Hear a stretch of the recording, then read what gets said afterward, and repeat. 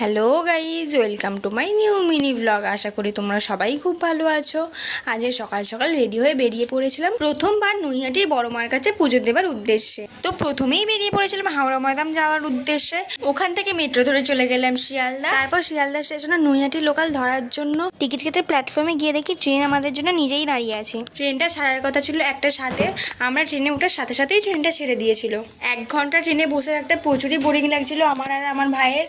তার মধ্যে প্রচুর গরমও ছিল সেই দিন, তাই ট্রেন থেকে একটু মটর কড়াই কিনে খেয়ে নিলাম। এইসব করতে করতে নৈহাটি স্টেশনে পৌঁছে গেলাম। তারপরে ওখান থেকে কিছুটা হেঁটে চলে গেলাম মন্দিরের কাছে।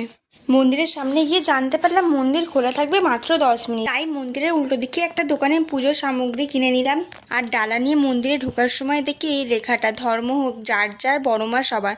এই কথাটা সত্যিই মন ছুঁয়ে যায়। ফাইনালি মন্দিরে ঢুকে গেলাম, যেখানে সবাইকে ঘন্টার পর ঘন্টা লাইনে দাঁড়িয়ে ঠাকুর দর্শন করতে হয়, সেখানে আমাদের একটুও কষ্ট করতে হয়নি, একটু লাইনেও দাঁড়াতে হয়নি।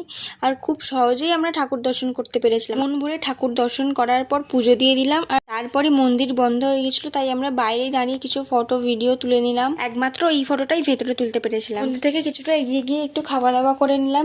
আর ওখান থেকে কিছুটা এগিয়ে গিয়েই গঙ্গা, আর গঙ্গার সামনে কিছুক্ষণ একটু দাঁড়াবো না, তাকে কখনো হয়। তারপর একটু আইসক্রিম খেয়ে নিলাম।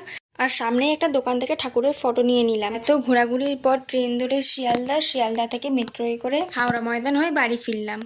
চলো আজকের মতো বাই। ভিডিওটা ভালো লাগলে লাইক, কমেন্ট আর শেয়ার করতে ভুলো না।